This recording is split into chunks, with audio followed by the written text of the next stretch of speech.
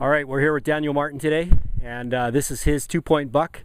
We just finished doing my buck. We got it hanging on the gamble up in the shop.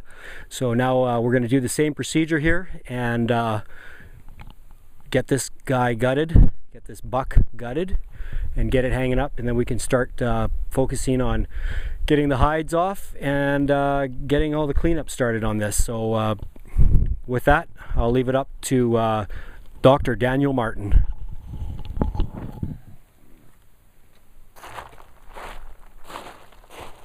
I'm not going to narrate much.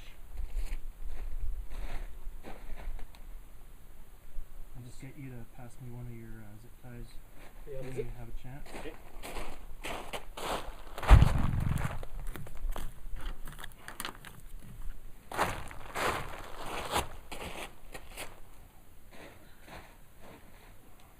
Again, Daniel's bunging it out, kind of the same idea, getting it cut and released. It's a bit of work, it takes a couple of minutes, but it's a great way to start instead of just cutting the guts open and going at it that way. Yeah, absolutely. This is a smaller buck, but there's still a lot of meat on this. You get your roasts, you get your sirloin, your top sirloin. Inside, all the way down on the inside is the tenderloin, and hey, how's the tenderloin, Daniel, of venison? Beautiful. It's beautiful. You get your front shoulders that have roasts on it. Any stuff that's left over, we can use it as a grind for making sausage. Venison sausage mixed with pork is really, really tasty. It's a great way to do it. You want me to get one of those citronella candles and burn it around here and see if it drives a few flies away? Sure.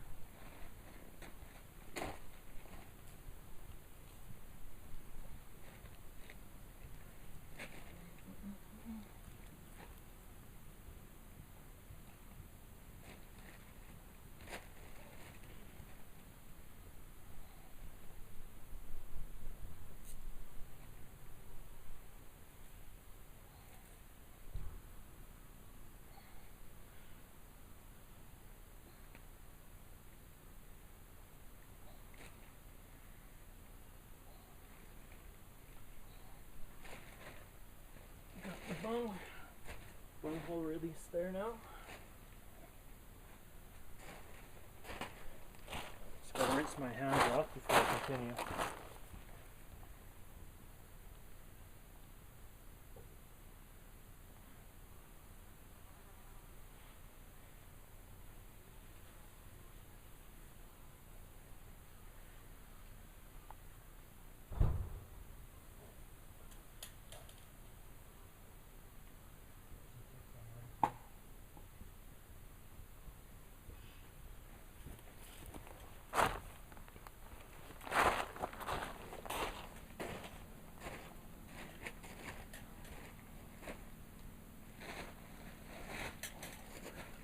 We do have some flies hanging around right now, so I'm going to light a citronella candle, and hopefully it will kind of stop some of the flies from coming in.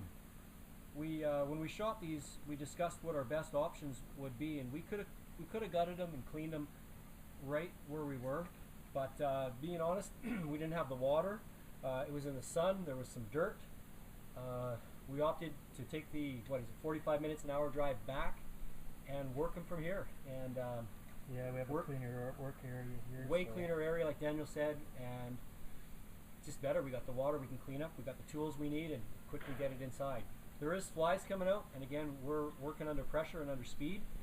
And Daniel noticed earlier, it's still warm out. These animals have ticks, so we want to make sure we kill the ticks. And after we're done this, we want to have a shower. Make sure you don't have ticks. People that do get bitten by ticks, not always happens, Daniel, but Lyme disease, it's not even a cure, I don't think, for Lyme disease that they know of yet. So imperative that you make sure you get yourself cleaned up, have a shower, check yourself for ticks. It's very important. Did you bring me those cars from the other plant too? Yeah, I thought I brought them here. I think they're in the truck now. Okay.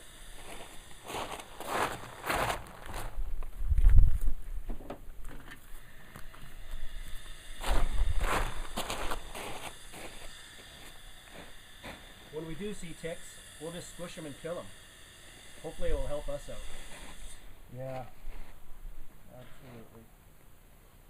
You always got to be careful too, because when we transport this animal, if we cut it and do everything here, Daniel, do we still got to leave the pecker on and the balls attached in case we go through a CO? Or once we've processed it, what's really the law there? Oh, fucking tick on me. Daniel just had a tick on him. Like I said, it's important to make sure you don't have them on you.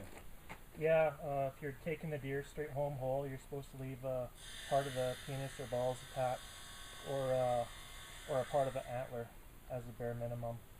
So if you have the deer cut in half, then I guess you need a part of the pecker and a part of the rack as well. But as soon as you have your deer where you're going to be cutting it up or consuming it, you can go ahead and remove those items. They're not necessary anymore. You won't have any problems getting home. It's always better to play on the right side of the law. If you forget and they think it's a doe, you've wasted your hunting trip. They'll take it away. You'll get fined. And maybe even lose your hunting privileges. Or your truck. Or your truck. Sometimes they'll confiscate stuff from you. You ready to lift up a leg at all? I'm good. Okay. Cut in front here because I do see another tick, and I want to make sure my buddy here doesn't get any ticks on him.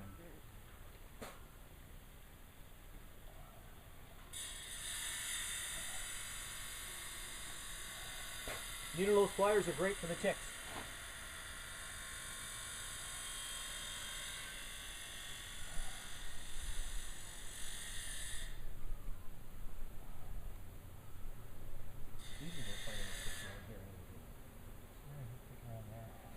Most of the time, if you're looking for ticks, you're going to find them under the armpits, into the back part of the legs, by the balls.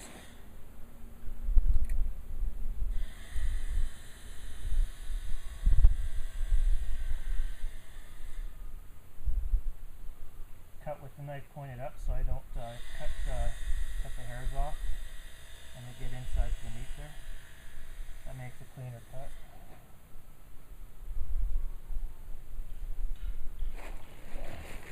Maybe you can go ahead and lift the front leg now. Off center too, but not that matters. A real nice thing today is on both these animals we got clean shots. Neck, basically. Neck shots higher up. It saves all the meat. You do sometimes, some people do take a shoulder shot. That ruins a lot of meat. Plus you got to clean it all up. It's much nicer if you've got the time to take a nice shot. Make sure it's a clean kill, and makes all the difference in the world as far as processing your meat. And a sharp knife. Always have a sharp knife. Oh, this knife is just beautiful. Cutting through there.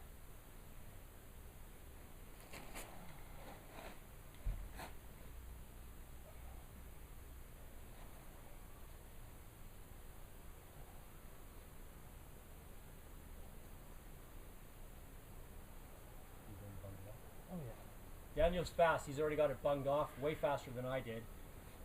The man has skill. Hey? Yeah. Killed a lot of deer over the years, so Let me lift this other leg up for you too. Sure.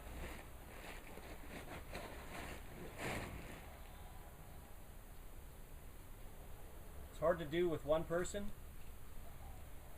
It's better to have a buddy that can help you out.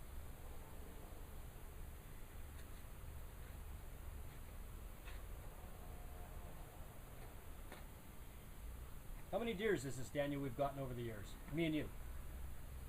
just us together. So it's now third set of deers, second set of deers. Let's see, the very first deer that I helped you, I wasn't even hunting, and I just came and helped you. I think that's one of the first times I met you. Yeah, I think that was. I think we kind of knew at that point that it might kind of work out. So Yeah. actually, it was your first time was a bear. I think I helped you with a bear. Or did I help you with a bear? Or I just told you where to go bear hunting. Yeah, you just gave me some pointers on where to look for some bears, and that advice panned out. Got a bear in a couple hours. And then the next year, you showed up, and I wasn't hunting. I think you shot a buck, and I came and I helped you Yeah. call it out. Yeah.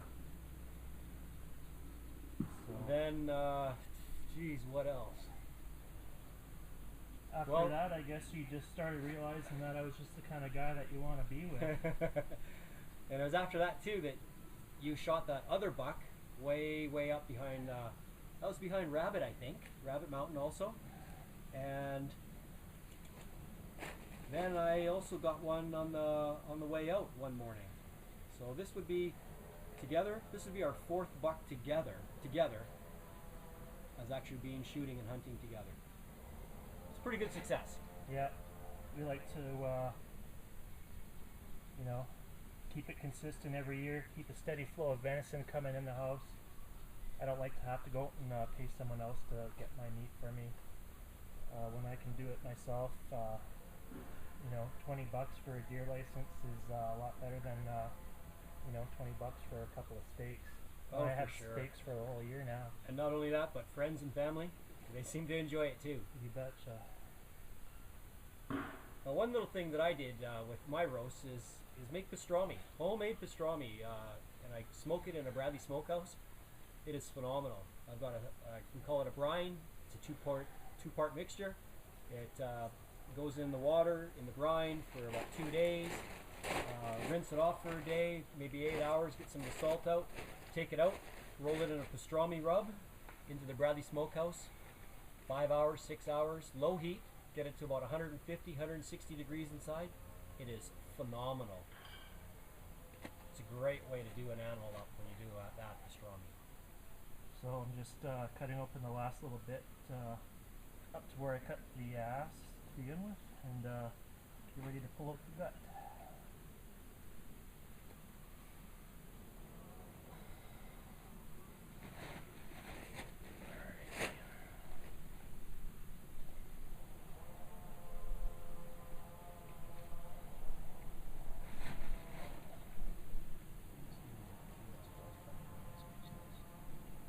That thing seems to come up, yeah. We've lit a citronella candle here just to try to ward off some of the flies or any of the bugs. Seems to help. I've also got the gut pile bucket over there, so hopefully that's helping us out here too and giving us some extra time. So I'm just made a little cut at the bottom there and using my fingers to keep in between where the gut is and where the breast meat part is in between there, and I'm just cutting that open. That'll release our gut from the body cavity. If you were an archery hunter and you'd shot this with a bow and an arrow, the broadheads, you want to make sure you've either found your arrow and made sure all your broadheads are there. You put your fingers underneath like Daniel's doing, or put your hand in there and you hit one of the razor blade broadheads, you could have a problem being out in the bush, and You could bleed out. you could bleed out. You just never know, Worst right? case scenario. So, in our case, rifle shooting, we don't have to worry about that today. Yep. I'm gonna tip it over. And that's pretty good the way it is. Maybe, I don't know if you can lean it a bit forward.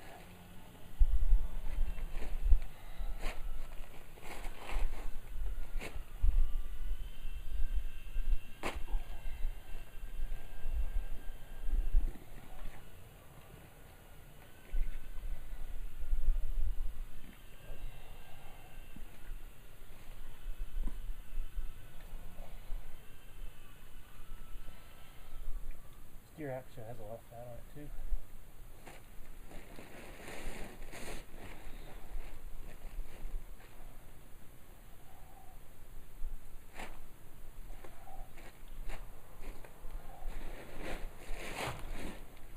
Really Buck Brothers.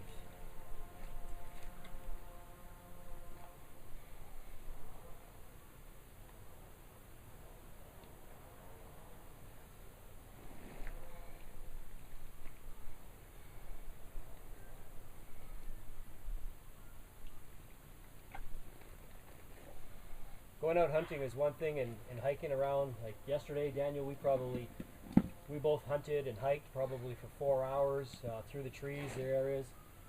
You get an animal, that's when the work really begins. You know, you're hiking and sweating a lot, but you get an animal, it's a lot of work, as you can tell. This is just step one.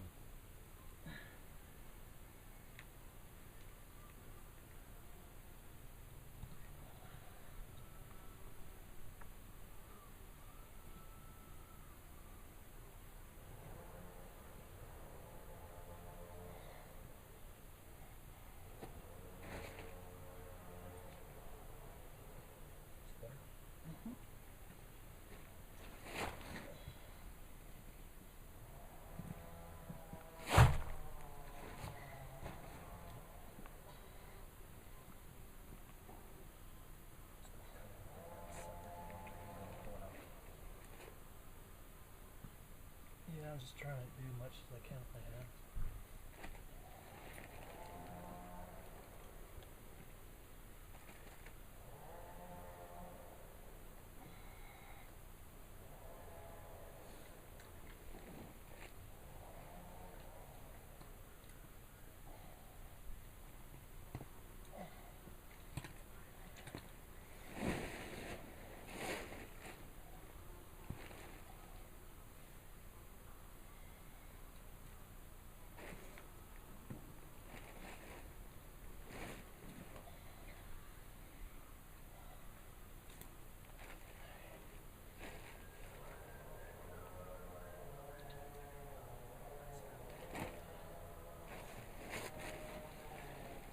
The guts came out really nice and easy on that one for Daniel also.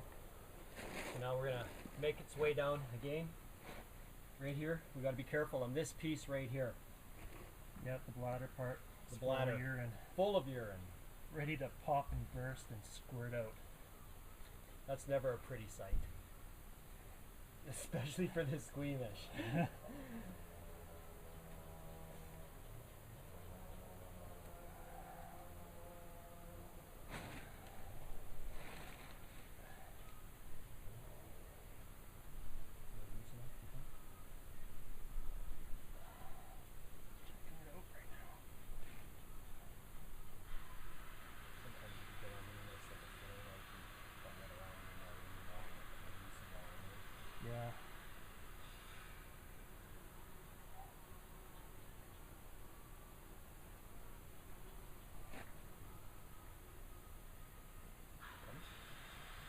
I hope so.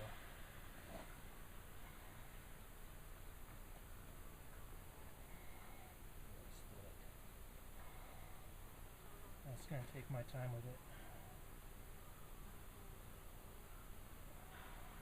This is an important part, like Daniel said. He really wants to take his time with this piece.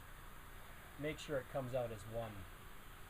The better it comes out, the better this is going to taste in the end. Okay, I got my bunghole out. He's got the bunghole out already. It's all tied off. He's got the tie strap on the same way. A little bit of muscle and fat and tissue in there that's got to be released from, it's almost like a cavity. Yeah. All the tissues inside are connected to the deer. They have to be separated.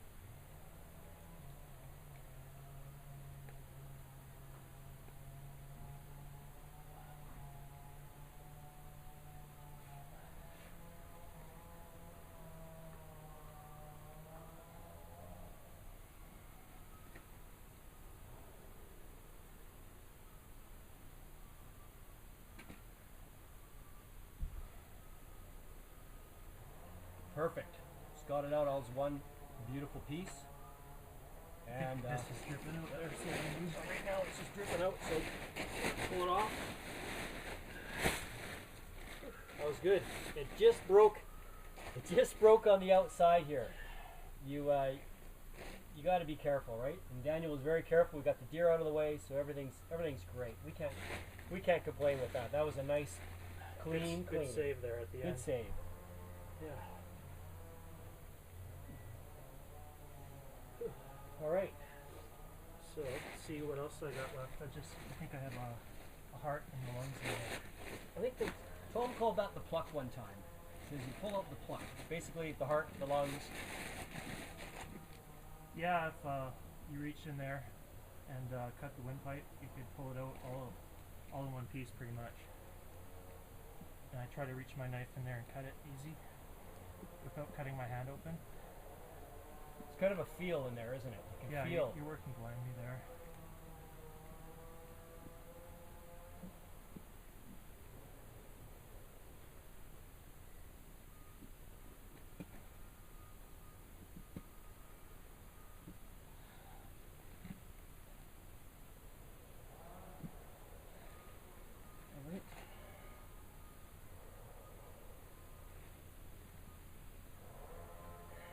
Alright. Here's my pluck.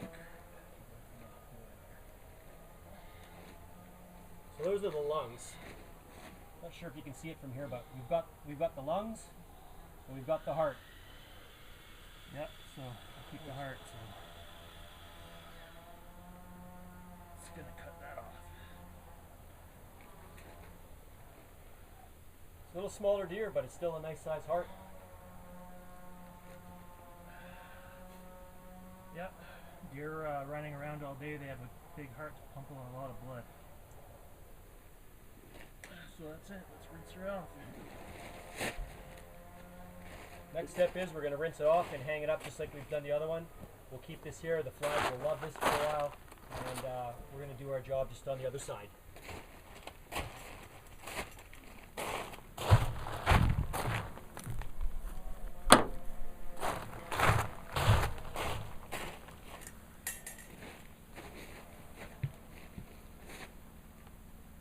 Well, that's it for field dressing a deer.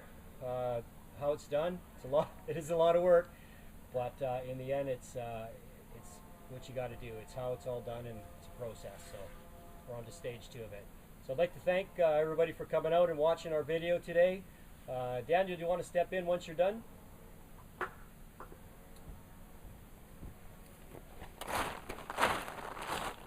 Yep, just So again, rinsing off my my heart a bit and then my knives, and we're just gonna go rinse off the body cavity there. There's a lot of steam coming off the all the gut and the meat. This deer is still warm. It's only been shot a couple hours ago, and the key is to get it cooled down as fast as possible. We're gonna spray it out with cold water, hang them up, skin them right away, and that's about it for the field dressing part. so One chore after another. one chore after another. Well, I'd like to thank everybody for watching what we presented today. Hopefully, if you're new to hunting, you've learned a couple things from Daniel and myself here. And next year, 2011, we'd like to do it all again and have you out as our guest. Daniel? Thanks. Congrats. Congrats. Thanks for hunting with me. Thank you. 2010. 2010. 2 deers down. God, we're goofy, huh? Huh? What do you think of that? 23-minute tape on that one, Dan.